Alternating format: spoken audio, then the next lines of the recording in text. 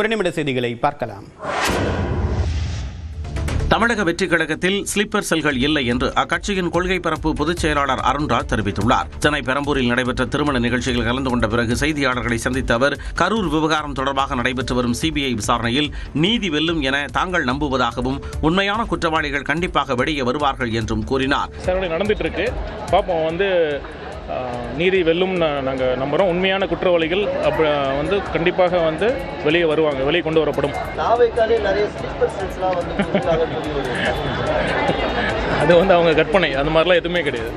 தேர்தல் ஆணையத்தின் விதியின்படி சின்னத்திற்கு பதிவு செய்துள்ளதாகவும் அருண்ராஜ் கூறினார். காங்கிரஸ் தாவேக ஒருவருக்கொருவர் கடுமையாக விமர்சித்துக் கொள்ளாத நிலையில் இரு கட்சிகளுக்கிடையே கூட்டணி உருவாகுமா என்ற கேள்வி எழுந்துள்ளது. கொள்கை எதிரி பாஜக, அரசியல் எதிரி திமுக என கூறி வரும் விஜய் திமுக கூட்டணியில் அங்கம் வகிக்கும் காங்கிரஸ் கட்சியை பெரிய அளவில் விமர்சிக்கவில்லை. அதே நேரத்தில் காங்கிரஸ் எம்பி கார்த்தி சிதம்பரம் போன்ற தலைவர்களும் விஜய் கணிசமான வாக்குகளை பெறுவார் என்று கூறியிருந்தனர். இதனால் தாவேக காங்கிரஸ் இடையே கூட்டணி உருவாகுமா என்ற கேள்வி எழுந்துள்ளது. அது மட்டுமின்றி காங்கிரஸ் தலைவர்கள் சிலர் திமுகவை விமர்சித்து பேசியது சமூக வலைதளங்களில் விவாத பொருளாகியுள்ளது. இந்நிலையில் திமுக கூட்டணியில் அங்கம் வகித்துள்ள காங்கிரஸ், நம்ம கை நம்ம பெருமை, நம்ம கை நம்ம உரிமை, கையில்லாமல் ஆட்சி இல்ல டியூட் என்ற தலைப்பில் தொண்டர்களுடனான சந்திப்பை முன்னெடுக்க உள்ளது.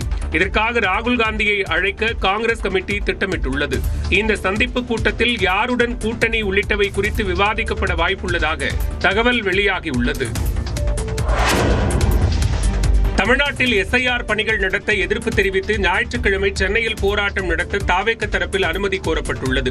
அடுத்த ஆண்டு தமிழ்நாடு சட்டமன்ற தேர்தல் நடைபெறும் நிலையில் வாக்காளர் சிறப்பு தீவிர திருத்தப் பணிகளை தேர்தல் ஆணையம் முடுக்கிவிட்டுள்ளது. தமிழ்நாட்டில் எஸ்ஐஆர் பணிகளுக்கு எதிர்ப்பு தெரிவித்து மாநிலம் முழுவதும் போராட்டம் நடத்த தாவேக தரப்பில் முடிவு செய்யப்பட்டுள்ளது. சென்னையில் ஞாயிற்றுக்கிழமை போராட்டம் நடத்த பாதுகாப்பு மற்றும் அனுமதி கோரி காவல் ஆணையர் அலுவலகத்தில் சென்னை மாவட்ட தாவேக செயலாளர்கள் இணைந்து மனு அளித்தனர். தொடர்ந்து செய்தியாளர்களை சந்தித்த தாவேக சென்னை வடக்கு மாவட்ட செயலாளர் அப்புனு, கூட்டத்தில் விஜய் கலந்து கொள்வாரா என்ற கேள்விக்கு பதிலளித்தார். தலைமை சொல்லுவாங்க சார். இப்போதைக்கு நாங்கள் சென்னையில் இருக்க மாவட்ட செயலாளர்கள் அந்தந்த மாவட்ட தமிழ்நாடு ஃபுல்லா எல்லாம் பண்றோம். நாங்கள் சென்னையில் இது பண்றோம் சார். மாவட்ட ஆட்சியர் அலுவலகம் அருகே போராட்டம் நடத்த காவல்துறை அனுமதி மறுத்த நிலையில் ராஜரத்னம் மைதானத்தை மாற்று இடமாக தேர்வு செய்து விண்ணப்பித்திருப்பதாக அப்புனு தெரிவித்துள்ளார். நிதி மோசடி வழக்கில் தேவநாதனின் ஜாமீனை நீட்டிக்க மறுத்த சென்னை உயர்நீதிமன்றம் உடனடியாக அவரை கைது செய்யும்படி உத்தரவிட்டது. சென்னை மயிலாப்பூரில் செயல்பட்டு வந்த தி மயிலாப்பூர் இந்து பெர்மனன்ட் ஃபண்ட் நிதி நிறுவனத்தில் முதலீடு செய்த 100க்கும் மேற்பட்ட முதலீட்டாளர்களிடம் பல கோடி ரூபாய் மோசடி செய்ததாக நிறுவன இயக்குநர் தேவநாதன் உட்பட 6 பேர் கைது செய்யப்பட்டனர். இந்த வழக்கில் தேவநாதனுக்கு இடைக்கால ஜாமீன் வழங்கிய சென்னை உயர்நீதிமன்றம் 100 கோடி ரூபாய் வைப்புத் தொகை செலுத்த நிபந்தனை விதித்தது. இந்நிலையில் ஜாமீன் நிபந்தனைகளை மாற்றி அமைக்க கோரி தேவநாதன் யாதவ் சார்பில் மனு தாக்கல் செய்யப்பட்டது.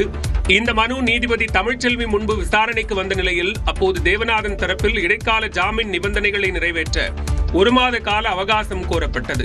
தனக்கு சொந்தமான சொத்துக்களை விற்று பாதிக்கப்பட்ட முதலீட்டாளர்களுக்கு வழங்க முயற்சிப்பதாகவும், ஆனால் சொத்து ஆவணங்களை காவல்துறை பறிமுதல் செய்ததால் காலதாமதம் ஏற்படுவதாகவும் தேவநாதன் தரப்பில் தெரிவிக்கப்பட்டது.